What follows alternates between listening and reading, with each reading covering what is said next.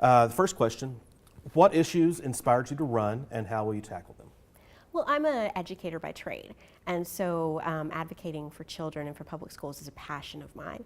And the next step in service to our community would be running for the school board. There wasn't a particular issue in the district that came up, just the education all around, from national to state to local level.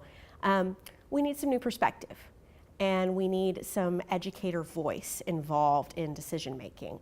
And I am an educator, and so I thought, why not run? Why not make my voice heard, make the voice of those I know heard on the board, and try to see if we can make some changes at the district level that would be in the best interest of our children, because the STAR testing has become so overwhelming in everything that happens in education, and we need to move away from that and back to what's best for our kids, back to developmentally appropriate practice, and move towards judging our success as a district on college and career readiness instead of STAR scores and distinctions.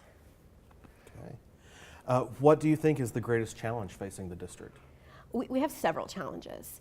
One is that we have, over the past 3 years, had a declining enrollment, which means a decline in revenue each year, but no decline in expenses, because even though we've lost 700 kids over the last 3 years, if you divide that out by campus, that's not very many children per campus, and so it's not enough to cut any positions or lessen utilities and those fixed costs that we have. And so we're having to figure out how to give our children the same quality of education while cutting expenditures, and that's a challenge.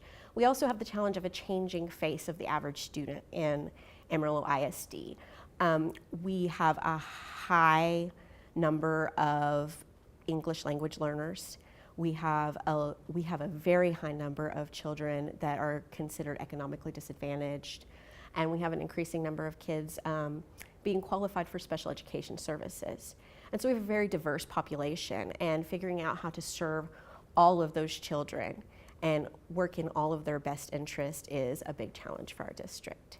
And there's also, this year has made it very clear that there is, at the very least, the perception of a lack of respect and esteem for our educators.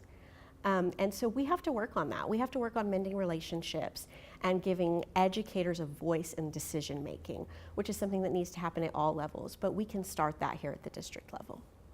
Okay. And the final question, in the year since Parkland, there's been a school shooting on average every 12 days. What security concerns do you have in Amarillo, and what's your position on arming school employees? I've actually been very pleased with the steps that Amarillo ISD has taken. They've been very proactive in coming up with best and training our employees in best practices should an event happen. Last year they rolled out some programs that instead of being the first person or being the last person out of the room, the teachers are the first person out of the room to make sure that this fire drill is really a fire drill. And just some of the best practice, that the best practice isn't to just huddle in a corner, that there are other things that can be done in those situations. We have the secured entrances at all of the elementary schools, and they're working on that for our middle schools and high schools, but that's a big challenge with kids changing classes. And the recent bond, the 2017 bond, had provisions for bulletproof glass in all of the entrances and exit doors. And so I think Amarillo has been really proactive in doing what they can.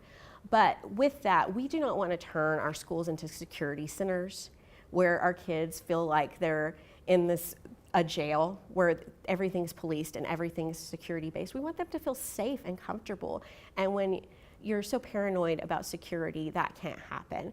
And so I think that we have to find a balance in securing our schools, but also making it a positive environment for our students. As far as arming our teachers, I'm very against that. Our teachers have enough on their plate. They don't need one more thing. And the thought of a firearm in the classroom, no matter how secure that is just disturbing to me. And if an event, God forbid, should happen, it makes it more challenging for the police officers once they arrive on scene. Is this person with a gun the shooter, or is this person with a gun a teacher that's trying to protect their students? And the estimates are that Amarillo police arrive on scene very quickly, and so they can handle it. And so I'm very against arming teachers. Okay, that's it.